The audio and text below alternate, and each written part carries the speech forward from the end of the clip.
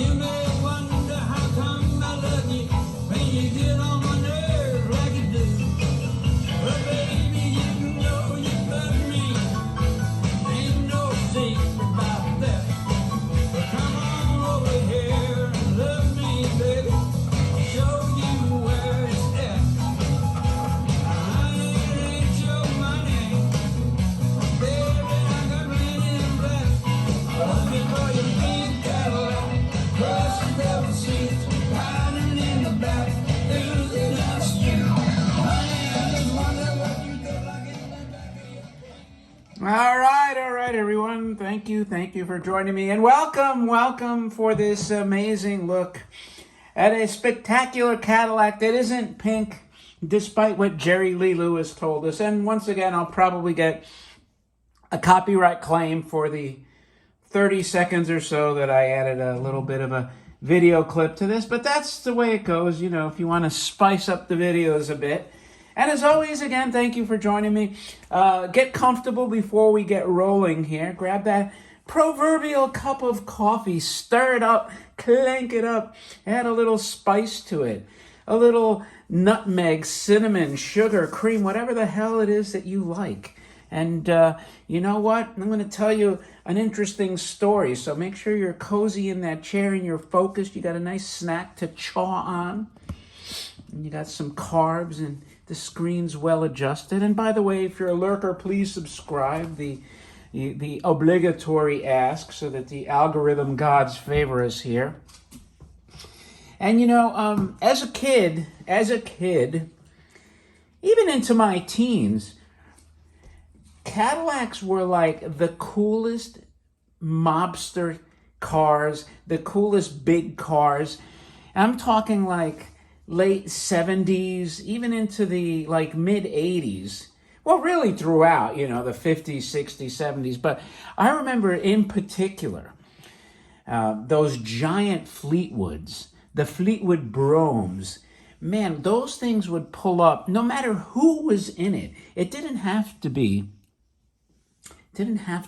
a real mobster. But man, did they exude a huge mobster vibe. So much so that at car shows today, you have car clubs that I remember up on Long Island in New York, in fact, the Goodfellas Car Club, and they all kind of dress up like wannabe mobsters, and their cars are like these big Lincolns and big Cadillacs, you know, that were from the period. So they're really uber cool in that respect. And they had that floaty, you know, ride quality that you would get now really only in big cars like you know, big S-Class Benzes. And I'm trying to think of the big sedans, maybe the big giant Lexuses. You just don't have giant sedans. And let me tell you something. The SUVs, I don't care if it's an Escalade, I don't care what SUV it is. Maybe the electric ones will come close. And I have some epic car videos that'll be coming up. Epic stuff. And then I'm going to even get into this a little, you know, I'm going to segue into something else. But nothing rides smooth like a big, giant limo-type sedan. By far. You're not going to get that in an SUV, especially a truck-based SUV, you know, with a truck frame. But even a unibody, you know, larger SUV. So I had such a shitty experience flying with Delta 4 times. And I'm going to make a car video that's going to reflect this. And it'll, you know, give an explanation, you know, why I bought a particular car.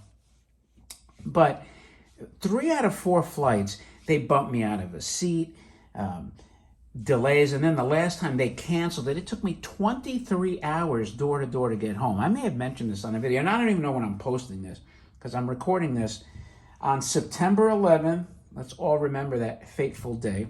The day that actually changed flying. I mean, obviously we remember, and our condolences to all the families and the people that lost their lives. But it changed America forever, and it destroyed flying as a pleasant experience by far. Did it have to? Probably not. I don't think we should have changed our entire way of life for one shoe bomber and one underwear bomber in the entire history of aviation for billions of passengers that have flown. You know, we had those two incidences, and yet for some reason that necessitated the need to spend billions on x-ray scanners and billions on a bureaucracy, or expanding a bureaucracy, in this case TSA, and go through that dehumanizing process, which a fellow collector friend of mine on Facebook pointed out, that you're treated like cattle at the airport. So I said, no more, no more. And I bought a vehicle that this Astro Boy Cadillac reminds me of. And I'll get into that when I make the video. So anyway, without any further ado, let's get into the toy. But I will tell you, it's this month. I'm filming this in September, and this might be posted as late as October because the collection opening is looming, you know, and I'll make a video of that soon too. The progress, it's really progressing well now. So I don't know how much more time I'll have to devote to these videos. So I'm trying to front load a bunch of them. But it rains here. This month has been the soggiest. We went from like this drought condition where nothing was growing. The grass was dying everywhere. And I'm usually used to soggy Julys and August. But I asked somebody and they said September's usually pretty wet, but I don't remember it like this. Now, this is my, I think, 4th September back in Florida after having lived in Florida for like 14 or 15 years in the 80s through the mid-90s, early 80s through the mid-90s. And, you know, I don't remember September being this soggy. Man, I can tell you, it rains like every freaking day, every day. I'm like so sick of it. You know, I can't wait for it to dry, although we haven't had a hurricane. But anyway, enough of my rambling. What do we have here? We have the Astro Boy Uran, aforementioned Cadillac by Yonezawa. This thing is enormous. I mean, it is huge, probably 18 inches, and it's far away. I can't even get the camera that close. I'll have to stretch to reach it. And of course, Lucy, my Bichon, came up and laid down. She wants her belly rubbed, so everything I do, I'll try to be one-handed.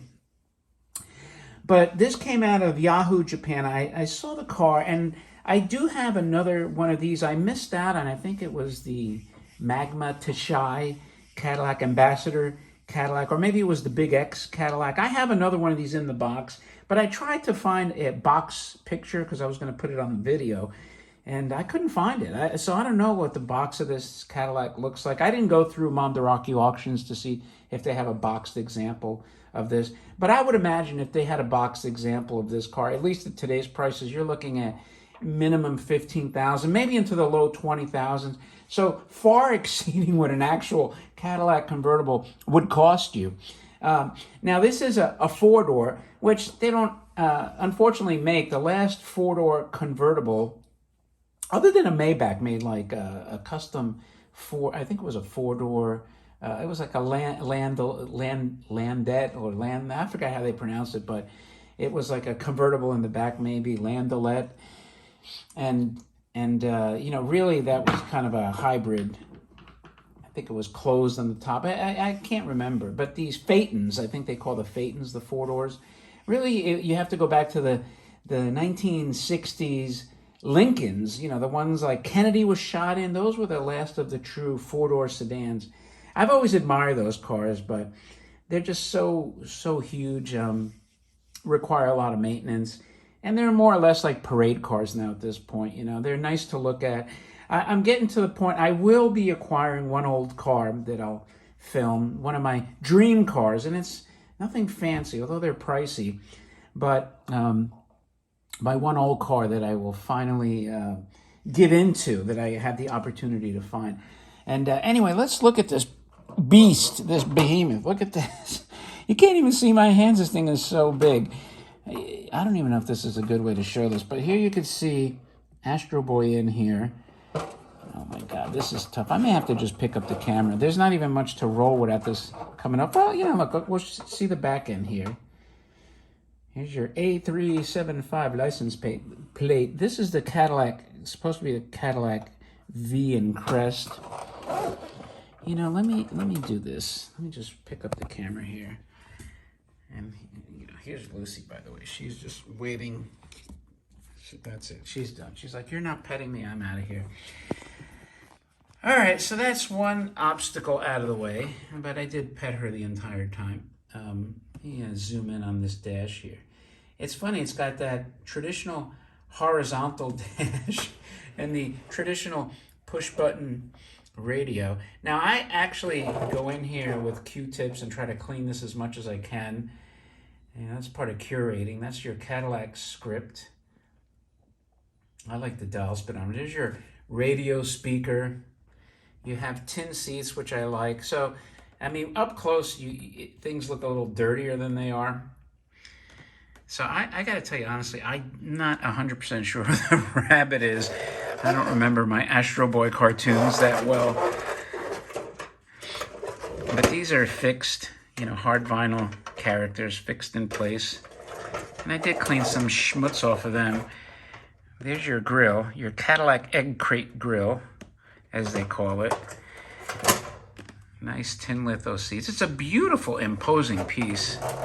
So at least I have, I think, 2 of these. Only one box of these character type.